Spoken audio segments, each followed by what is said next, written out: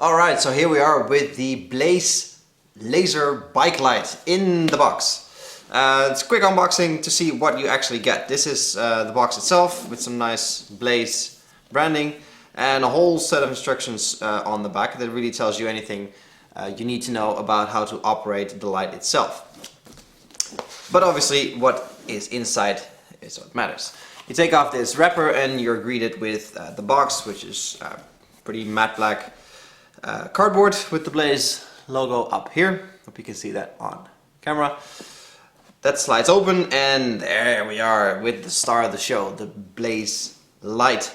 A little bit of Blaze branding down here as well, and the unit itself. Now the first thing you'll notice when you take it out of the box is how heavy it is, and that's always nice. It feels very confidence inspiring, other than bike lights that are very light and flimsy. This feels very solid in the hand. It feels very well made, very well put together. It's all nice and solid.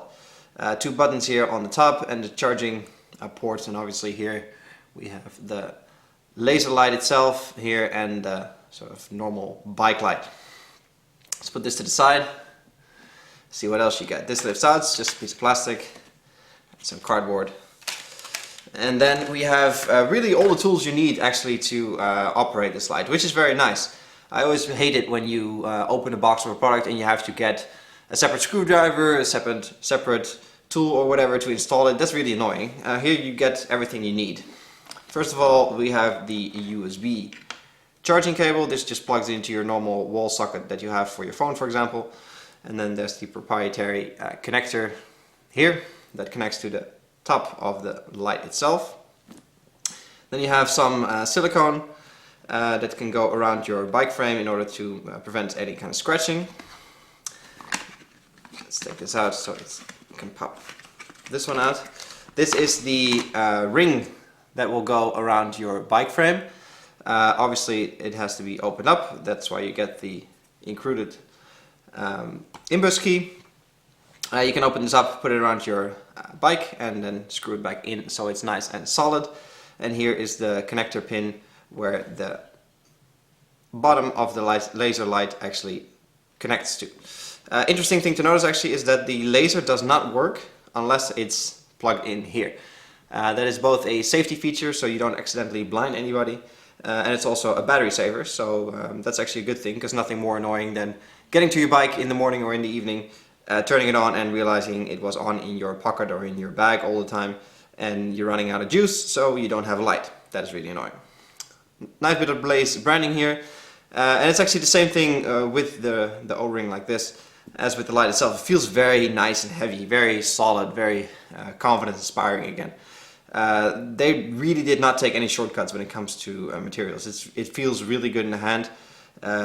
Also when it's on your bike, there's no juggling, there's no clattering going on. It just sits there and it's nice. It's a nice solid piece. And when you connect it together, there's no wiggling, there's nothing going on. It's just nice and solid. So this is very well engineered and very well done.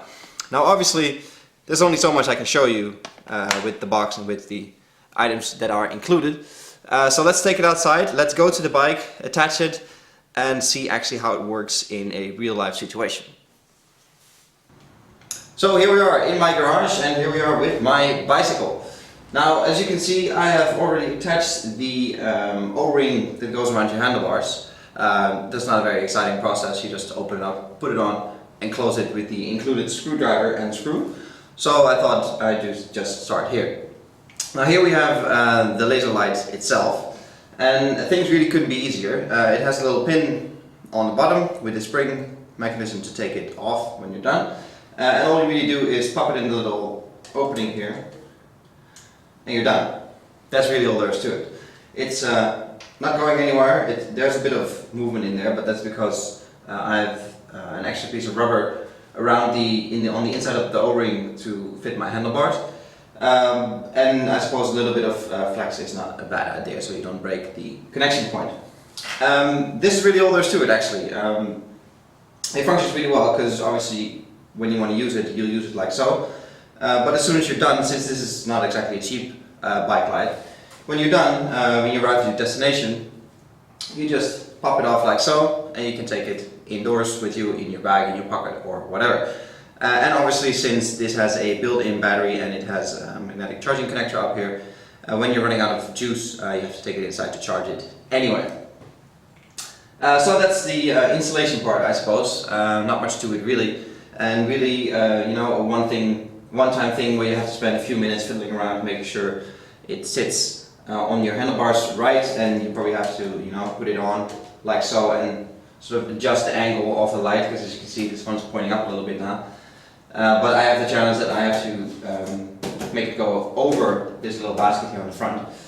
So you know, you have to spend a little bit of time to make sure it sits well and it's you know, shining on the road in front of you like the intended use is. That's really all there is to it actually. It looks really stealthy, I suppose, but it is quite a large unit, so definitely something that stands out. And therefore it's very good that Blaze included this lock mechanism so you can actually take it away. Because otherwise I'm pretty sure that you arrive back at your bicycle and it will be stolen. Now, obviously I have to show you how it works in the dark, so we're going to turn off the lights and see if it actually delivers what it says it does. Alright, so we have the lights off and we're going to see the actual light that it produces. Now there's a few modes. First of all, there's the normal sort of, I suppose, flashlight mode, which is a flashing light, obviously, as you can see. Second mode, you press the same button again and you get a steady light stream. And the third mode is a bright, steady light stream. So that's, you know, pretty normal bike light territory, I suppose. But it's nice and bright, and I actually like that you can change the setting as well. You can imagine you need the brighter setting in a, you know, very brightly lit urban environment, for example, and you don't really need the super bright setting when it's a dark country lane. But it's, you know, up to you. Then press it once more and we turn it off, and then we come to the laser, of course. Press the laser button once and we get a flashing laser. As you can see, it's the bike symbol, which becomes a bit more clear when we press the laser button again, and it's a steady bike symbol. Now, a few things to notice here. Obviously, anyone who's ever had those little laser pointer pens with various attachments, where you can have your name or a heart or in whatever kind of shape. It's really reminiscent of that. You can see that there's, you know, the brightest part of the bike is the bottom part, but then you can also see that there's clearly a lot of reflection and distortion going on around the bike itself. So the laser surface area is quite a, you know, a blob with a very bright bike in the middle. And you can actually see the laser, the center of the bike, sort of between the two wheels. You can see the point where the laser actually, what is actually the laser beam. And then on top of the bike, sort of in a mirrored image, you can see the whole bike image again. So that's something I'm not completely sure about. I'm not sure if that's this test unit or if that's with every Blaze bike light. But according to me, it could be a bit sharper and a bit more focused, because it just looks like it's out of focus. And it's not a dirty lens, in case anybody wants to comment on that. I cleaned it, obviously. So I think it's a bit too vague. It could be a bit sharper, but as you can see, it's not completely dark in here, and I can assure you that when it's a dark night, when it's actually dark outside and you're biking around the city, it's you know, it's a very clear and bright image. And obviously, the further away you plant it on the road, the bigger the image of the bike becomes, because this is a distance of about 3 meters. You can imagine if you projected 6 meters in front of you that the bike image is a lot bigger. So after some testing, biking around with it at night, some static testing and sort of overall experience with the product, what do we make of the Blaze Bikelight, the laser light? There's a few things to notice. First of all, it's the quality of the product itself.